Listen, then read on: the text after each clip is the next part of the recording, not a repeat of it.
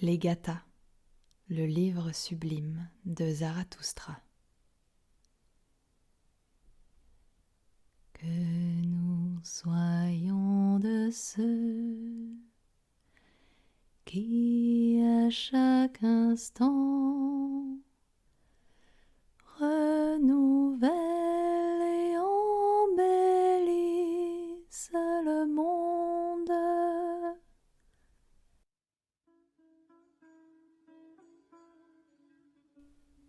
Apprends-moi, ô Mazda Ahura, à moi qui ai toujours observé les principes de la justesse et de la pensée juste, à dire les pensées de ton esprit et les mots de ta bouche pour exprimer comment réaliser une vie heureuse. À présent, je m'adresse à vous, ô chercheurs de la sagesse, et à vous, ô les sages, pour vous parler des deux principes fondamentaux. Que mon admiration s'adresse à Ahura et à la pensée juste, ainsi qu'à la sagesse et à la justesse, pour que vous rencontriez la lumière et atteigniez la joie et le bonheur.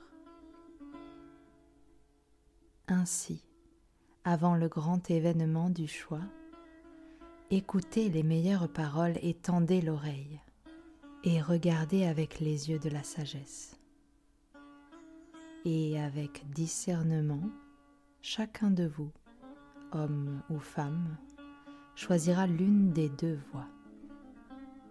De ces deux principes fondamentaux qui ont été conçus comme jumeaux et qui naissent dans la pensée. L'un représente le bien et l'autre le mal. Entre ces deux, le sage choisit le bien et l'ignorant le mal. Et lorsque, dès l'origine, ces deux principes fondamentaux se sont rencontrés, ils ont créé la vie et la non-vie. Ainsi, jusqu'à la fin des temps, les disciples de la justesse atteindront la meilleure existence, et les disciples du mensonge ne la connaîtront pas.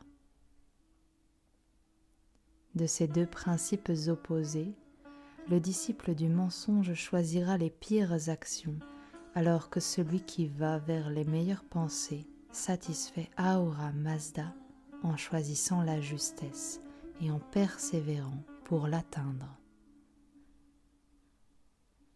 De ces deux principes fondamentaux, les disciples du mensonge ne choisiront pas la justesse, car durant le choix, le doute dominera et les dirigera vers les pires pensées en ouvrant les portes de la colère qui détruira leur existence.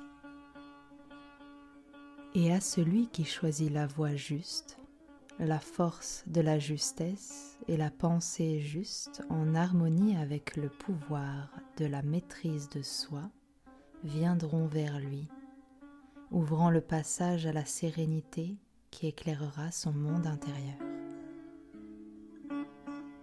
Une telle personne est le disciple de ton chemin, car il est sorti victorieux de l'expérience du choix. Et lorsque les malpensants seront punis par leurs actions, à ce moment, ô Mazda, ta lumière les éclairera par la pensée juste. Elle leur apprendra à se libérer du mensonge et à se diriger vers la justesse. Que nous soyons de ceux qui, à chaque instant, renouvellent et embellissent le monde. Toi, ô Créateur de la justice et de la sagesse qui, dans le rayonnement de la justesse, nous a offert le bonheur, fais que nous développions notre vision du monde et nos croyances dans la lumière de la sagesse et de la juste connaissance. car c'est avec de telles connaissances que nous vaincrons les forces de la tromperie, et avec la persévérance et la renommée que nous prendrons place dans la demeure de la pensée juste et de la justesse, devenant un avec Mazda. Au moment où vous comprendrez l'application de ces deux principes du bien et du mal qui ont été établis selon la volonté de Mazda, vous verrez que le bonheur éternel sera pour le juste, alors qu'une longue peine sera pour le trompeur.